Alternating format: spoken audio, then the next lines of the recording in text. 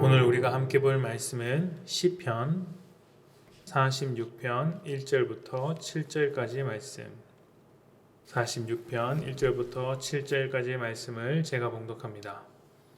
하나님은 우리의 피난처시요 힘이시니 환난 중에 만날 큰 도움이시라. 그러므로 땅이 변하든지 산이 흔들려 바다 가운데 빠지든지 바닷물이 솟아나고 뛰놀든지 그것이 넘침으로 산이 흔들지라도 우리는 두려워하지 아니하리로다. 셀라. 한 시내가 있어 나뉘어 흘러 하나님의 성 곧 지존하신 이의 성소를 기쁘게 하도다. 하나님이 그 성 중에 계심에 성이 흔들리지 아니할 것이라. 새벽에 하나님이 도우시리로다. 문나라가 떠들며 왕국이 흔들렸더니 그가 소리를 내심에 땅이 녹았도다. 만군의 여호와께서 우리와 함께 하시니 야곱의 하나님은 우리의 피난처시로다. 셀라. 아멘. 그런 일이 없으면 좋겠지만 누구나 살면서 견디기 어려운 일을 겪습니다. 사업에 실패하여 모든 것을 잃어버렸다고 생각할 때 견디기 힘들 것이고요. 또 중병에 걸렸을 때 점점 죽어가는 것을 느끼면 참 힘이 듭니다. 또 주변 가까운 사람에게 배신을 당하거나 억울한 일을 당하면 정말 견디기 어렵습니다. 살면서 특별히 잘못한 것이 없는 것 같은데 이런 어려움을 당하게 되면 우리 삶 전체가 송두리째 뽑히는 것 같고 흔들리며 살고 싶은 마음마저도 남아있지 않게 됩니다. 그냥 죽고 싶은 것이죠. 하지만 그럼에도 버틸 수 있다면 우리 삶에 남아있는 작은 희망 때문이지 않을까 생각을 해봅니다. 사업에 실패했을 때 모든 것을 던져버리고 싶더라도 가족이라는 희망을 보게 되면 그것으로 위로를 얻고 또 중병에 걸렸을 때도 새로운 치료 방법을 기대할 수 있다면 버틸 수 있습니다. 나을 것을 생각하니까요. 배신을 당하고 억울한 일을 당했더라도 내 마음을 알아주는 친구 하나가 있다면 그것을 버티고 이겨낼 수 있는 것이죠. 이 모든 것이 우리를 살게 하는 희망이라고 말할 수 있습니다. 우리 삶에 가장 위대한 희망이 하나 있다면 그분은 하나님이십니다. 오늘 시편은 이 희망 되신 하나님께서 어떻게 우리의 희망이 되어주시는지 소개를 하고 있는데 가장 어두울 때 여전히 일하고 계신 하나님이라는 것입니다. 땅이 뒤집히고 산이 흔들리며 바다에 빠져 거센 파도를 만난 것 같을 때 온 천지가 무너지고 정말 하늘이 무너지는 것 같은 상황일 때 우리를 위해 여전히 일하고 계시는 하나님 때문에 우리가 두려워할 필요가 없다, 낭망할 필요가 없다라고 노래하고 있는 것이죠. 4절부터 7절까지의 말씀을 다시 한번 봅시다.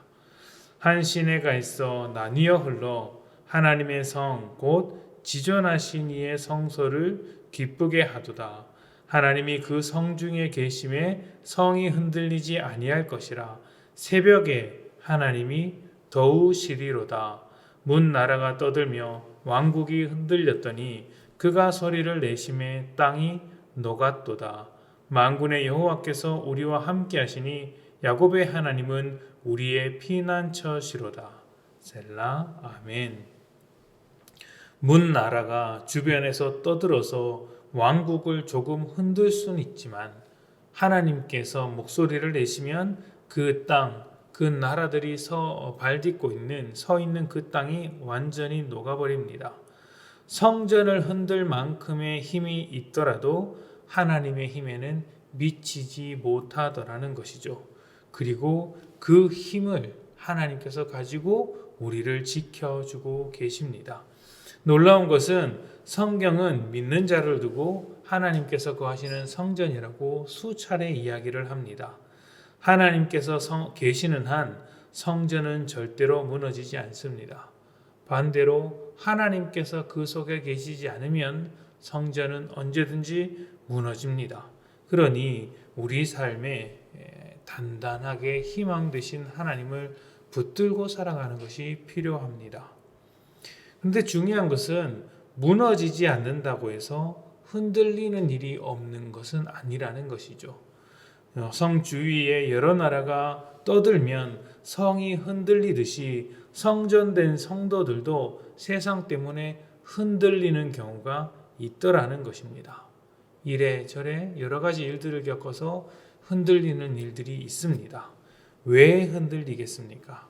중심 되신 하나님을 생각하지 못하고 주변의 소리에 귀를 기울이면 흔들릴 수밖에 없는 것이죠.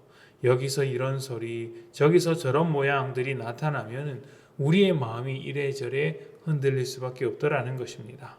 쉽게 낭망하고 쉽게 좌절하며 쉽게 상처받는 성도들은 대부분 하나님을 보는 것이 아니라 주변을 보기 때문에 그렇게 됩니다. 세상을 보느라 우리의 힘이 되신 하나님을 보지 못한 것이죠. 그런데 그럴 때에도 하나님께서 놀랍게 일하고 계신 것은 5절 말씀을 통해서 확인할 수 있습니다. 5절에 보시면 하나님께서 새벽에 도우신다고 합니다. 새벽에. 왜 새벽에 도우실까요? 새벽은요, 모두가 잠든 시간이고 모두가 멈춰 있는 시간입니다. 또 새벽은 가장 약한 시간입니다. 전쟁을 앞두고 또 전쟁을 치르기 바로 직전에 적군이 갑자기 쳐들어올 수 있는 시간은 대낮이 아니라 모두가 잠든 새벽이죠. 가장 취약한 시간이 새벽입니다. 또 칠흑같이 어두운 시간이라 한 치 앞도 보이지 않습니다.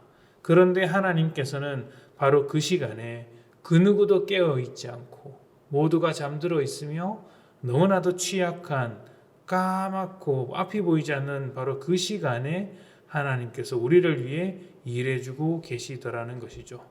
누구도 일하지 않을 때 하나님께서 우리를 도우시며 일을 해주시더라. 조금 더 넓게 생각해 보면 우리를 도와줄 손길이 아무것도 없는 것 같을 때에도 하나님은 여전히 우리를 위해 일해 주시고, 나를 지켜주는 것들이 아무것도 없을 때에도 하나님은 여전히 나를 지켜주시며 온 세상을 향해 목소리를 내고 계시더라는 것입니다. 중요한 것은 우리가 세상을 바라보게 되면 그렇게 일하시는 하나님을 보지 못한다는 것이고, 하나님을 의뢰하여 기도하고 하나님 앞에 더 의지하는 인생이라면 그렇게 일하시는 하나님을 더 자세히 볼 수 있더라는 것입니다. 우리가 우리를 위해 일하시는 하나님을 의지한다면 넘어지지 않을 것입니다. 그런데 세상을 바라본다면 온 세상이 뒤집어지는 듯한 혼란을 겪게 될 것입니다. 그러니 단단히 하나님을 붙잡고 믿음으로 살아가야 합니다. 세상에 아무리 대단한들 하나님의 발끝에도 미치지 못합니다. 어려움이 있다면, 두려움 가운데 있다면 그 모든 것을 이겨내시는 하나님께 나아가 세상의 목소리를 듣는 것이 아니라 하나님의 목소리를 듣고 하나님을 희망으로 삼아 이겨내시기를 축복합니다.